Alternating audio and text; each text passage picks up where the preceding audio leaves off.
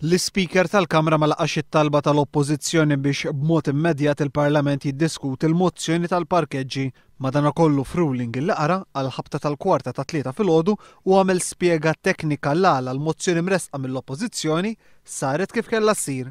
Huwa paċifiku għalhekk fil-fema tas-sedja li l-mozzjoni seta' tissir u saret kif kellha ssir bħala mozzjoni sostantiva u mhux mozzjoni dilatorja. Għaldaqstant għall-Speaker il-mozzjoni tal-Oppożizzjoni saret b'mod korrett. U allura din il-mozzjoni ġiet magħmula korrettament. B'reazzjoni għal dak li kien qal qabel ir-ruling il-Viċi Prim Ministru Tonio Borg, l-Speaker ikkonferma li l-mozzjoni tal-Oppożizzjoni tresqet fil-ħin. Fir-ruling tiegħu l-Speaker għamel referenza wkoll għal fatt li t-talba li kienet qed tagħmel l-Oppożizzjoni kellha l-appoġġ tal-maġġoranza. Hawn Michael Frendok konferma li s-sitwazzjoni fil-Parlament hija waħda frustranti għaliex tali maġġoranza tista' tiġi determinata biss permezz ta' vot. Għaliex din hija biss determinata minn vot. Wieħed jista' jifhem li din hija sitwazzjoni frustranti. Frendok qal li bir-regolamenti kif huma iċ-ċwievet jinsabu f'idejn il-Gvern.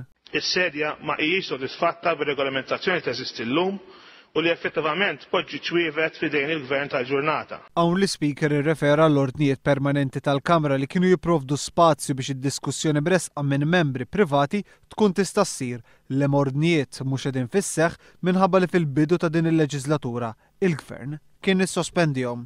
Is-sedja tinnota li l-ordnijiet permanenti tal-Kamra jipprovdu li ġurnata alternattiva kull ġimagħtejn il-ħamis hija allokata għal xogħol tal-membri privati u taħt dak l-arranġament l-impass preżenti ma kienx jinqala.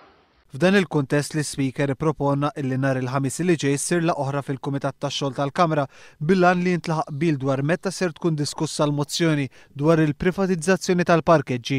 Michael Frendok appella wkoll biex il-Gvern u l-Oppożizzjoni jippruvaw jaslu għal ftehim jekk jista' jkun anke qabel nhar il-ħamis.